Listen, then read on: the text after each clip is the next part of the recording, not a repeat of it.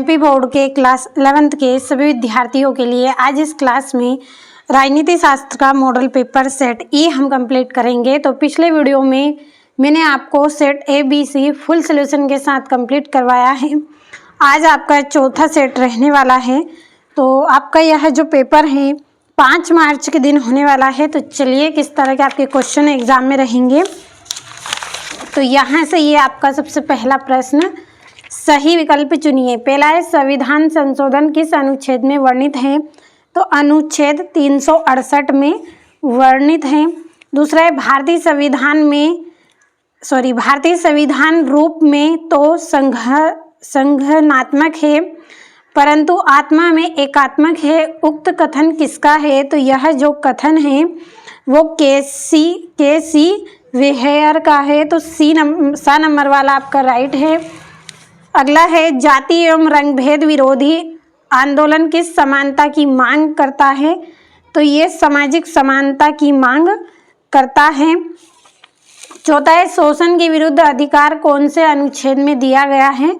तो ये अनुच्छेद 23 से 24 में दिया गया है। और अगला है आपका संविधान सभा की पहली बैठक कब हुई? तो संविधान सभा की जो पहली बैठक है 9 दिसंबर 1946 में हुई। अगला है लोकतांत्रिक राज्यों में विभिन्न धर्मों एवं समुदायों को समानता की गारंटी देती है। तो कौन देती है? धर्मनिरपेक्षता देती है। चलिए यहाँ से इंग्लिश मीडियम वाले बच्चों के लिए टिक हम करेंगे। तो पहले का आपका सी इसमें सही रहेगा, दूसरे का भी सी रहेगा, तीसरे का ए रहेगा, चौथे का आपका सी रहेगा, पांचवे का आपका इसमें ए नंबर वाला सही रहेगा और छठे का आपका बी वाला यहाँ पे राइट रहेगा। और लगातार आपको हम ऐप पर तैयारी करवा रहे हैं वार्षिक परीक्षा की। तो यदि अभी तक आपने ऐप का सब्सक्रिप्शन नहीं लिया है तो इस वीडियो के डिस्क्रिप्शन में लिंक दी गई है, लिंक को चेक करें किस तरह से ऐप का सब्सक्रिप्शन आपको मिलेगा, पूरी जानकारी मिल जाएगी। तो जल्दी से ऐप का सब्सक्रिप्शन ले और वार्षिक परीक्षा की तैयारी में आप लगे। 100% आपके क्वेश्चन वहाँ पे आएंगे। फुल सॉल्यूशन के साथ आपको ऐप पर प्रश्न दिए जा रहे हैं। तो जल्दी से ऐप से आप जुड़ें और यहाँ से रिक्त स्थान की पूर्ति कीजिए। तो पहला है राज्य के कार्यों में सक्रिय भाग लेने की शक्ति ही डेढ़ स्वतंत्रता है। तो देखिए राज्य के कार्य में भाग लेने की, राज्य के कार्यों में सक्रिय भाग लेने की क्या है? शक्ति ही स्वतंत्रता है। तो यहाँ पे मिस प्रिंट है, शक्ति ही इसका आंसर रहेगा, लेकिन मैं फिर भी यहाँ पे लिख रही हूँ। और देखिए इसके नंबर आपको मिलेंगे, घबराइए मत। और दूसरा है संपत्ति के अधिकार को मौलिक अधिकारों की सूची में सन डेढ़ में हटा दिया। तो सन 1978 में हटा दिया गया था। अगला आपका इसमें रहेगा, अगला प्रश्न है सामाजिक न्याय का मुख्य लक्ष्य डेढ़ को दूर करना है। तो असमानता को दूर करना है, असमानता। अगला रहेगा संविधान डेढ़ एक दस्तावेज है। तो जो संविधान है वो क्या है? मौलिक दस्तावेज है, मौलिक दस्तावेज। अगला आपका प्रश्न इसमें रहेगा असमानता व्यक्ति के सर्वांगीण विकास के साथ समाज में डेढ़ की स्थापना कराने में भी सहायक है। तो इसका आंसर आपका रहेगा, देखिए समानता व्यक्ति के सर्वांगीण विकास के साथ समाज में डेढ़ की स्थापना कराने में मदद करती है। तो समानता का।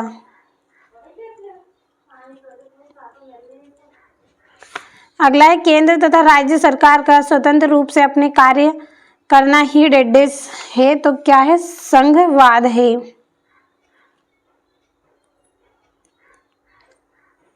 संघवाद। अगला आपका प्रश्न इसमें रहेगा, तो ये यहाँ से आपके रिक्त स्थान पूरे हो गए हैं। अब मैं इंग्लिश मीडियम वाले बच्चों के लिए भर देती हूँ, फिर आप स्क्रीनशॉट लीजिए। तो मैंने ये यहाँ पे भर दिए हैं, अच्छे से आपको कंप्लीट कर लेना है सभी को। अगला आपका प्रश्न है सत्य असत्य लिखिए। तो पहला आपका रहेगा स्वतंत्रता ही सामाजिक न्याय का मुख्य तत्व है, तो ये आपका यहाँ पे असत्य रहेगा।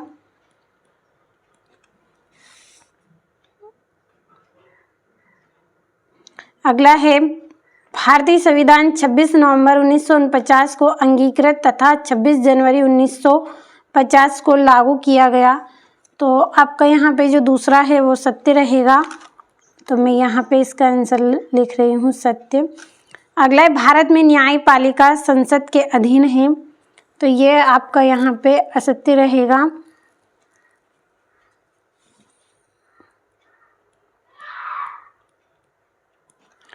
जो भारत में जो न्यायपालिका क्या है, स्वतंत्र है, किसी के अधीन नहीं है, तो यहाँ पे चलिए लिख लेते हैं स्वतंत्र है, यदि स्वतंत्र आए तो सत्य कर दीजिए। अगला है भारतीय धर्मनिरपेक्षता भविष्य की दुनिया का प्रतिबिंब प्रस्तुत करती है, तो ये आपका यहाँ पे सत्य रहेगा। अगला है राजनीतिक सिद्धांत स्वतंत्रता, समानता, न्याय, लोकतंत्र तथा धर्मनिरपेक्षता इत्यादि अवधारणा का आशय स्पष्ट करते हैं, तो ये आपका सत्य रहेगा। अगला है संघवाद अंग्रेजी भाषा के फेडरलिज्म शब्द का हिंदी अनुवाद है, तो ये भी आपका सत्य रहेगा।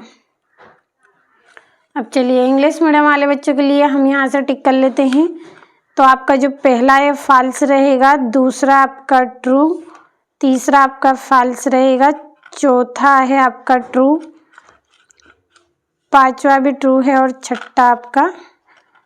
छठा भी आपका ट्रू रहेगा। अब अगले प्रश्न की ओर हम बढ़ेंगे, तो अगले प्रश्न में आपकी जोड़ियां दी गई हैं, तो चलिए जोड़ियों को कंप्लीट कर लेते हैं। तो आपकी पहली जोड़ी यहाँ पे है उच्च न्यायालय के मुख्य न्यायाधीश की नियुक्ति करता है, तो कौन करता है, राष्ट्रपति करता है। दूसरा है विधानसभा के सदस्यों का निर्वाचन किया जाता है, तो वयस्क मताधिकार करता है। तीसरा है छुआछूत प्रथा की समाप्ति, तो इसकी समाप्ति समानता के अधिकार द्वारा की गई। और नेल्सन मंडेला की आत्म कथा, तो इसका आंसर रहेगा लॉन्ग वॉक टू फ्रीडम। अगला है मत देने का अधिकार है, तो मत देने का अधिकार क्या है, राजनीतिक अधिकार है।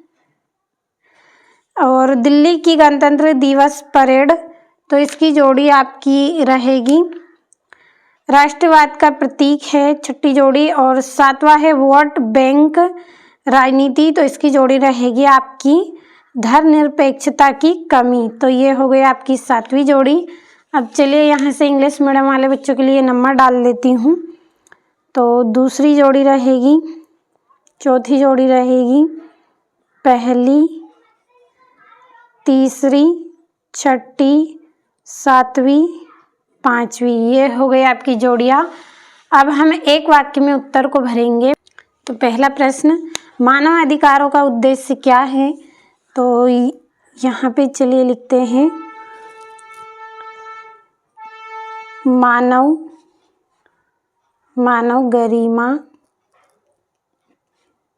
गरिमा और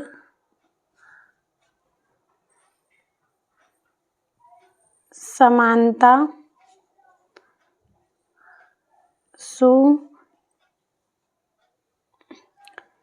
सुनिश्चित करना मानव अधिकारों का उद्देश्य है। दूसरा है भारत में धर्मनिरपेक्षता शब्द कौन से संविधान संशोधन से जोड़ा गया है, तो 42वां संशोधन से जोड़ा गया है। अगला है भारत में प्रथम आम चुनाव किस वर्ष हुआ था, तो यह 1951 से 1952 में हुआ था। अगला है भारतीय संविधान की प्रस्तावना में धर्मनिरपेक्ष शब्द कब और कौन से संविधान संशोधन द्वारा जोड़ा गया, तो इसका आंसर रहेगा आपका 1976 में 42वें और संविधान संशोधन से जोड़ा गया। अगला है आपका प्रारंभिक राष्ट्रों में किस प्रकार की शासन प्रणाली का बोलबाला था? तो वहाँ पे राजशाही या फिर कुली तंत्र आप बोल सकते हैं, तो हम यहाँ पे राजशाही लिख लेते हैं, राजशाही। अगला आपका इसमें रहेगा पंचायती राज का मुख्य उद्देश्य क्या है? तो लोकतांत्रिक विकेंद्रीकरण का उद्देश्य है, लोकतांत्रिक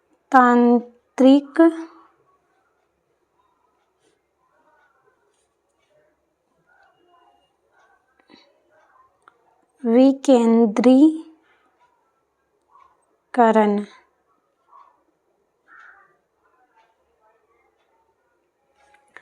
अगला है एक देश में भ्रमण हेतु तो आया हुआ अन्य देश का नागरिक क्या कहलाता है? पर्यटक, पर्यटक। तो चलिए इंग्लिश मीडियम वाले बच्चों के लिए मैं कंप्लीट कर देती हूँ, फिर आप स्क्रीनशॉट लीजिए।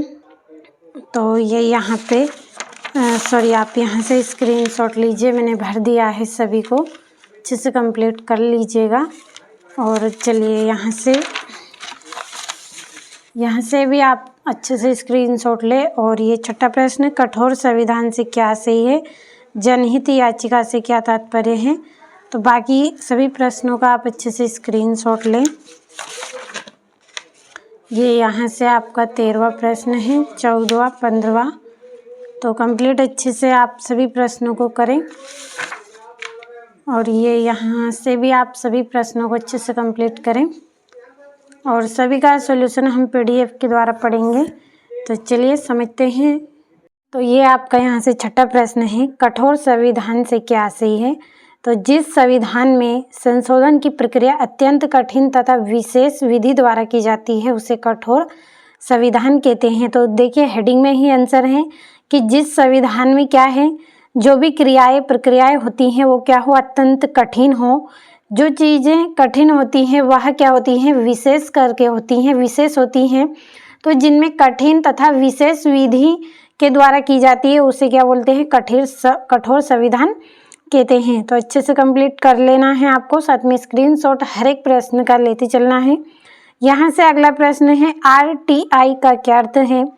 RTI का अर्थ सूचना का अधिकार है, जिसके अंतर्गत नागरिकों को सरकारी कार्यों की जानकारी प्राप्त करने का अधिकार होता है। RTI का अर्थ क्या होता है? सूचना का अधिकार होता है, जिसके अंतर्गत क्या होता है? नागरिकों को सरकारी कार्यों की जानकारी प्राप्त करने का अधिकार दिया जाता है।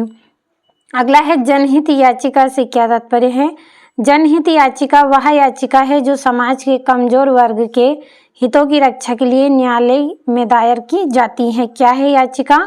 याचिका वह प्रणाली है या वह याचिका है जो समाज के कमजोर वर्ग के हितों की रक्षा के लिए न्याय में दायर की जाती है, उसे जनहित याचिका बोलते हैं। यानी कि जो व्यक्ति हैं उनका हित करना, जनहित यानी कि व्यक्तियों का हित करना। तो हेडिंग में ही इसका आधा आंसर छिपा है।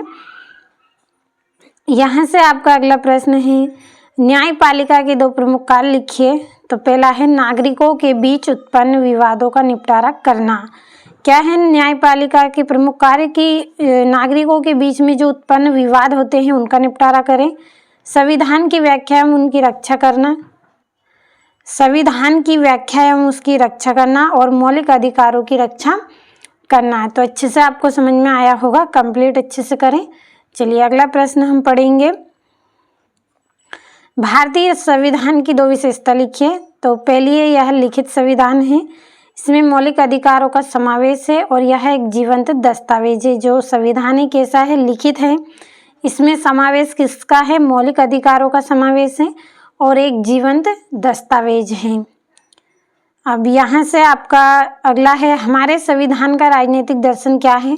हमारे संविधान का राजनीतिक दर्शन स्वतंत्रता, समानता और न्याय, लोकतंत्र और धर्मनिरपेक्षता पर आधारित है। जो हमारा संविधान है वो किस पर आधारित है? राजनीतिक स्वतंत्रता, समानता, न्याय और लोकतंत्र, धर्मनिरपेक्षता पर आधारित है। तो कंप्लीट अच्छे से करें, भरोसा रखें आप, एक भी प्रश्न आपका आउट नहीं रहेगा, पूरे के पूरे आएंगे। मैं आपको 6 सेट दूंगी, 6 सेटों को अच्छे से आपको कंप्लीट करना है। तो पिछले वीडियो में मैंने आपको सेट ABCD दिया है और आज ये आपका 5वां सेट है। अगला है व्यवस्थापिका। व्यवस्थापिका किसे कहते हैं? तो व्यवस्थापिका क्या है? सरकार के उस अंग को व्यवस्थापिका कहते हैं जो कानूनों का निर्माण करता है। किसका निर्माण करता है? कानूनों का। अगला है लोकसभा के 2 प्रमुख कार्य लिखिए। तो पहला है कानूनों का निर्माण करना, कार्यपालिका पर नियंत्रण रखना, बजट एवं वित्तीय मामलों पर निर्णय लेना। क्या है लोकसभा के कार्य? की कानून को बनाएंगे, कार्यपालिका पर नियंत्रण रखेंगे और बजट और वित्तीय मामलों पर निर्णय लेंगे।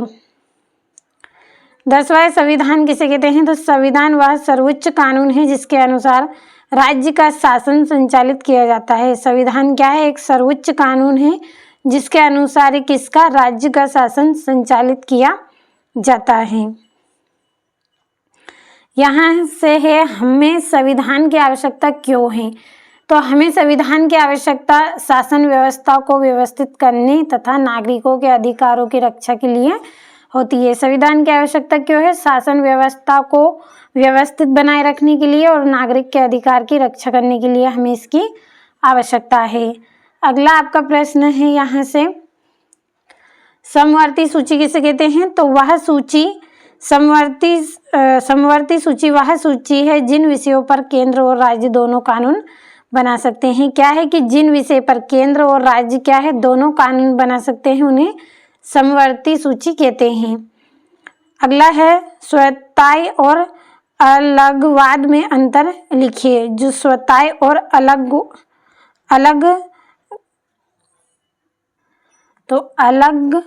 अलगाववाद में हम अंतर पढ़ेंगे। स्वायत्तता में देश की एकता बनी रहती है जबकि अलगाववाद में देश से पृथक होने की मांग होती है। इसमें क्या है? एकता बनी रहेगी और इसमें अलग होने की मांग रखी जाएगी। दूसरा है स्वायत्तता में सीमित आत्मशासन दिया जाता है जबकि अलगाववाद पूर्ण स्वतंत्रता की मांग करता है और ये संविधान के अंतर्गत होती है जबकि ये संविधान के विरुद्ध होती है। तो समझ में आया होगा, एक में एकता बनी रहेगी तो एक क्या होगा? इससे पृथक होगा। एक में सीमित आत्म शासन दिया जाता है तो एक में पूर्ण स्वतंत्रता की मांग रखी जाती है। इसमें संविधान के अंतर्गत होता है और इसमें संविधान के विरुद्ध होगा। यहाँ से कंप्लीट कर लेना है आपको। चलिए अगला प्रश्न हम पढ़ेंगे। राष्ट्रपति के 2 कार्य लिखिए। राष्ट्रपति के 2 कार्य कौन से हैं? प्रधानमंत्री एवं अन्य मंत्रियों की नियुक्ति करना। क्या करेंगे? प्रधानमंत्री एवं अन्य मंत्रियों की नियुक्ति करेंगे। दूसरा, संसद के सत्र बुलावा स्थगित करना एवं भंग करना। संसद के सत्र बुलाना और स्थगित करना या भंग करना और विधेयक को स्वीकृति प्रदान करना। तो यहाँ से कंप्लीट अच्छे से आप करें। अब चलिए हमारा अगला जो प्रश्न है, संसदीय शासन प्रणाली की 2 विशेषता लिखिए। तो पहला है कार्यपालिका विधेयक के प्रति उत्तरदायी होती है और प्रधानमंत्री वास्तविक कार्यपालिका प्रमुख होता है और मंत्रिमंडल सामूहिक रूप से संसद के प्रति उत्तरदायी होता है। तो जो कार्यपालिका है वो विधायिका के प्रति उत्तरदायी होती है। प्रधानमंत्री वास्तविक कार्यपालिका प्रमुख होता है और मंत्रिमंडल सामूहिक रूप से संसद के प्रति उत्तरदायी होता है। तो कंप्लीट अच्छे से आप सभी प्रश्नों को करें। चलिए बढ़ते हैं अगले प्रश्न की ओर। तो यहाँ से आपका अगला है 13वें में अवसरों की समानता क्या है? तो अवसरों की समानता का अर्थ है कि प्रत्येक नागरिक को बिना किसी भेदभाव के शिक्षा, रोजगार और उन्नति के समान अवसर प्राप्त करना। क्या है अवसरों की समानता? कि प्रत्येक नागरिक को बिना किसी भेदभाव के शिक्षा मिले, रोजगार मिले और उन्नति के समान अवसर प्राप्त हो, ये इसका यहाँ पे अर्थ है। अगला है आपका शोषण के विरुद्ध अधिकार क्या है? तो शोषण के विरुद्ध अधिकार वह मौलिक अधिकार है जो मानव तस्करी, बंधुआ मजदूरी और बाल श्रम पर रोक लगाता है। क्या है शोषण के विरुद्ध अधिकार? वह मौलिक अधिकार है जो मानव तस्करी, बंधुआ मजदूरी और बाल श्रम पर रोक लगाता है। यहाँ से आपका अगला है धर्मनिरपेक्षता किसे कहते हैं। धर्मनिरपेक्षता का अर्थ है कि राज्य किसी भी धर्म को ना तो मान्यता देता है और ना ही भेदभाव करता है। क्या है कि धर्मनिरपेक्षता का अर्थ है कि राज्य किसी भी धर्म को ना तो मान्यता देता है और ना ही भेदभाव करता है। तो काफ़ी आसान और सरल भाषा में आपके लिए आंसर तैयार किए हैं, कंप्लीट अच्छे से करिएगा। और धार्मिक स्वतंत्रता का अधिकार क्या है। तो धार्मिक स्वतंत्रता का अधिकार नागरिकों को किसी भी धर्म को मानने, अपनाने और प्रचार करने की स्वतंत्रता देता है। क्या करता है ये धार्मिक स्वतंत्रता, इसमें अधिकार नागरिकों को किसी भी धर्म को मानने, अपनाने और प्रचार करने की स्वतंत्रता देता है। यहाँ से कंप्लीट अच्छे से करें। और राजनीतिक सिद्धांत से आप क्या समझते हैं। तो राजनीतिक सिद्धांत राजनीति से संबंधित विचारों, सिद्धांतों और मूल्यों को व्यवस्थित अध्ययन है। क्या है राजनीतिक सिद्धांत, इसमें राजनीति से संबंधित विचार हैं, सिद्धांत है और इसमें मूल्यों को व्यवस्थित करने का अध्ययन है। यहाँ से अगला है राजनीति और राजनीति विज्ञान में अंतर स्पष्ट कीजिए। तो इसमें निम्न अंतर है। राजनीति व्यवहारिक क्रियाओं से संबंधित है, जबकि राजनीति विज्ञान सैद्धांतिक अध्ययन है। यह किससे, यह व्यवहारिक क्रियाओं से संबंधित रखता है और यह राजनीति विज्ञान क्या है, सैद्धांतिक अध्ययन से संबंध रखता है। दूसरा है राजनीति शक्ति प्राप्त कर केंद्रित है, जबकि राजनीति विज्ञान शासन व्यवस्था के अध्ययन पर आधारित है। यह किस पर, शक्ति प्राप्त करने वाले केंद्र पर आधारित है और यहाँ शासन व्यवस्था पर अध्ययन करने पर यहाँ आधारित है। तो कंप्लीट अच्छे से आप करें। 16वां है आपका नागरिक व विदेशी में अंतर लिखिए। तो नागरिक को राजनीतिक अधिकार प्राप्त होता है, विदेशी को नहीं होता है। दूसरा है नागरिक देश के प्रति निष्ठावान होता है, विदेशी अस्थायी रूप से रहता है। तीसरा है नागरिक संवैधानिक पद धारण कर सकता है, विदेशी नहीं। तो क्या क्या अंतर है कि नागरिक को राजनीतिक अधिकार प्राप्त है, विदेशी को नहीं होता है।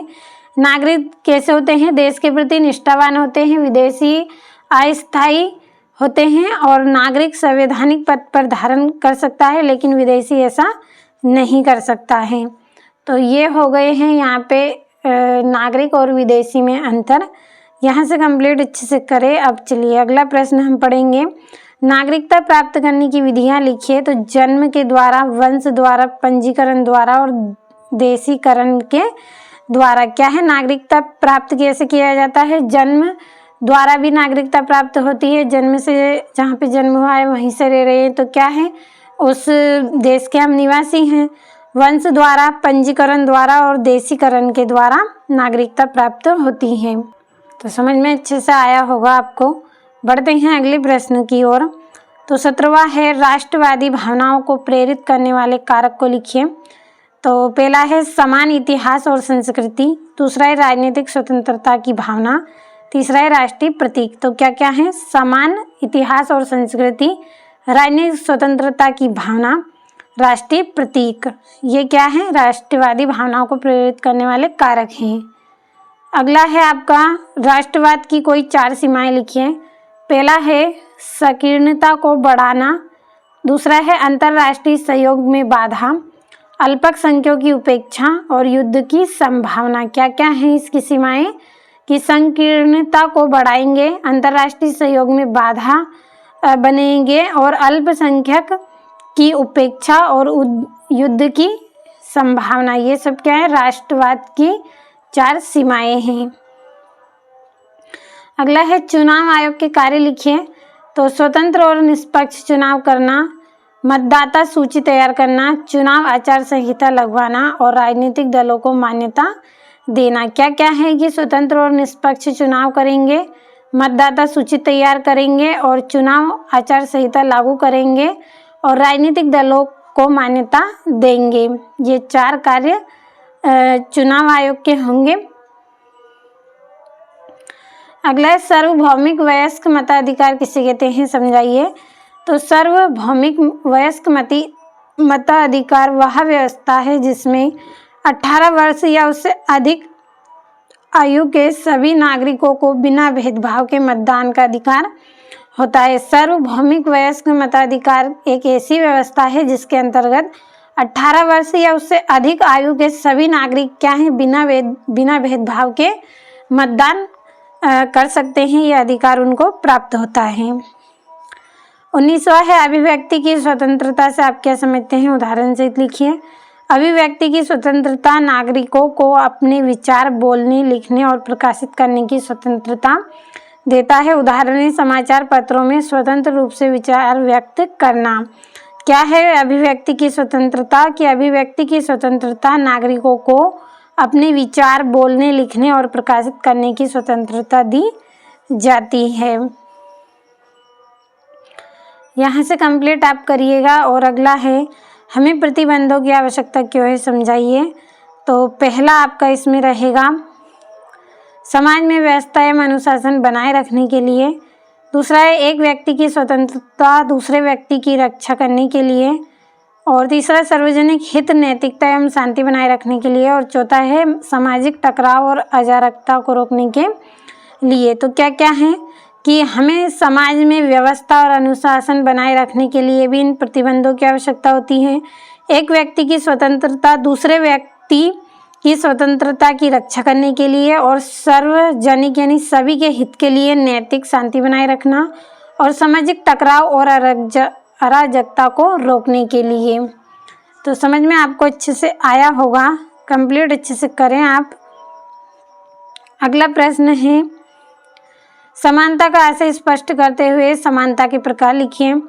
समानता का अर्थ सभी नागरिकों को समान अधिकार प्राप्त होना है। इसके प्रकार है कानूनी समानता, सामाजिक समानता, राजनीतिक समानता और आर्थिक समानता। क्या क्या है कि इसमें नागरिकों को समान अधिकार प्राप्त करना है, इसका अर्थ। और कानूनी समानता, सामाजिक समानता, राजनीतिक समानता और आर्थिक समानता और अवसरों की समानता। तो यहाँ से स्क्रीनशॉट के माध्यम से कंप्लीट करें। अगला आपका प्रश्न है समानता का अर्थ है महत्व लिखिए। तो निम्नलिखित बिंदु है। पहला, समानता से लोकतंत्र मजबूत होता है। क्या होता है? लोकतंत्र मजबूत होता है। सामाजिक न्याय को बढ़ावा मिलता है। इससे समानता से क्या है? सामाजिक न्याय को बढ़ावा मिलेगा। भेदभाव समाप्त होगा। सभी को एक समान रखेंगे तो कोई भेदभाव नहीं रहेगा। नागरिकों में आत्मसम्मान बढ़ता है। और राष्ट्रीय एकता सुदृढ़ होती है। जो राष्ट्रीय एकता है वो कैसी होती है? सुदृढ़ होती है। तो समझ में अच्छे से आया होगा, कंप्लीट अच्छे से करें। चलिए अगला प्रश्न की ओर हम बढ़ते हैं। 21वां है जॉन रॉल्स का न्याय सिद्धांत लिखिए। तो पहला है समान स्वतंत्रता का सिद्धांत, अवसरों की समानता, अधिकतम लाभ का सिद्धांत, सामाजिक और आर्थिक असमानताओं का नियंत्रण और दुर्बल वर्गों का संरक्षण। क्या क्या है कि इसमें समान स्वतंत्रता का सिद्धांत है और अवसरों की समानता रहेगी, अधिकतम लाभ का सिद्धांत रहेगा, सामाजिक और आर्थिक असमानताओं का नियंत्रण और दुर्बल वर्गों का संरक्षण। तो कंप्लीट अच्छे से आपको कर लेना है सभी प्रश्नों को। यहाँ से है सामाजिक न्याय की प्रमुख विशेषता। पहली है समान अवसर, शोषण का अभाव, दुर्बल वर्गों का उत्थान, सामाजिक समानता और मानव गरिमा का सम्मान। क्या क्या है कि समान अवसर रहेंगे और शोषण का अभाव रहेगा, दुर्बल वर्गों का उत्थान होगा, सामाजिक समानता रहेगी और मानव गरिमा का सम्मान किया जाएगा। ये यहाँ से इंग्लिश मीडियम वाले बच्चे आप भी कंप्लीट करिए। और अगला आपका प्रश्न है यहाँ से स्थानीय स्वशासन का अर्थ एवं महत्व लिखिए। तो स्थानीय स्वशासन वह व्यवस्था है जिसमें स्थानीय लोग स्वयं प्रशासन करते हैं। क्या है कि जिसमें स्थानीय लोग क्या करेंगे? स्वयं ही प्रशासन करते हैं। इसका महत्व है लोकतंत्र की जड़ें मजबूत होती हैं। इससे क्या होगी? लोकतंत्र की जड़ें मजबूत रहेंगी, जन भागीदारी बढ़ती है, जो जन भागीदारी है वो भी बढ़ेगी, प्रशासनिक दक्षता बढ़ती है, स्थानीय समस्याओं का समाधान होता है और नेतृत्व का विकास होता है। स्थानीय समस्या है वो समाप्त होंगी और नेतृत्व का विकास इसमें होगा। यहाँ से कंप्लीट करिएगा आप। अब चलिए हमारा अगला प्रश्न हम पढ़ेंगे। नगर निगम के प्रमुख कार्य लिखिए। तो पहला कार्य है स्वच्छता एवं जल आपूर्ति, दूसरा है सड़क एवं प्रकाश व्यवस्था, स्वास्थ्य सेवाएं, कर संग्रह, नगर विकास कार्यक्रम। तो क्या क्या है नगर निगम के कार्य? स्वच्छता एवं जल आपूर्ति करेंगे, स्वच्छता का ध्यान रखेंगे, जल की पूर्ति करेंगे। सड़क एवं प्रकाश व्यवस्था, सड़कें बनाएंगे, साथ में प्रकाश की व्यवस्था करेंगे और स्वास्थ्य सेवाएं चलाएंगे। कर का संग्रह करेंगे और नगर विकास कार्यक्रम करेंगे। तो ये यहाँ से इसका अथवा है। और आपका अंतिम प्रश्न है यहाँ से, मौलिक अधिकार एवं नीति निर्देशक तत्व में अंतर लिखिए। तो पहला है मौलिक अधिकार न्यायालय द्वारा परिवर्तनीय है और नीति निर्देशक तत्व नहीं है। जो मौलिक अधिकार है वो क्या है, न्यायालय द्वारा परिवर्तनीय है और नीति निर्देशक तत्व नहीं है। दूसरा है मौलिक अधिकार नागरिकों के लिए, नीति निर्देशक तत्व राज्य के लिए है। जो मौलिक अधिकार है वो नागरिकों के लिए क्या है, नीति निर्देशक तत्व राज्य के लिए है। और मौलिक अधिकार बंधकारी है और नीति निर्देशक तत्व मार्गदर्शक है। ये बंधकारी है और ये मार्गदर्शक है।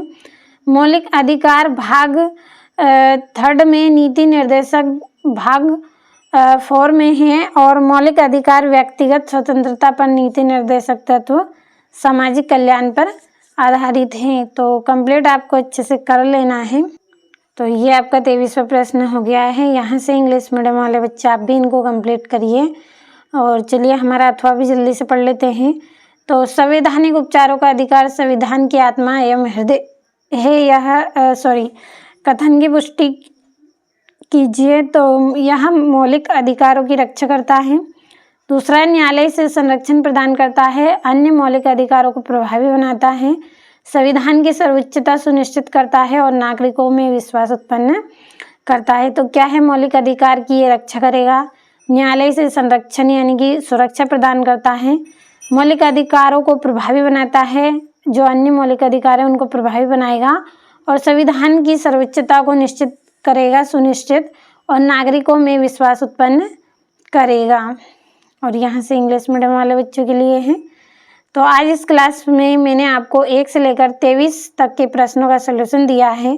अच्छे से कंप्लीट कर लेना है। और पिछले वीडियो में मैंने आपको सेट ABCD बताया है। यदि कंप्लीट नहीं किया है तो चैनल पर जाइए, प्लेलिस्ट में आपको पूरे वीडियो मिल जाएंगे। और ऐप का सब्सक्रिप्शन नहीं लिया है तो जल्दी से ऐप का सब्सक्रिप्शन ले। इस वीडियो के डिस्क्रिप्शन में आपको लिंक मिलेगी, चेक करें और जल्दी से ऐप के साथ जुड़े और वार्षिक परीक्षा की तैयारी आप अच्छे से करें।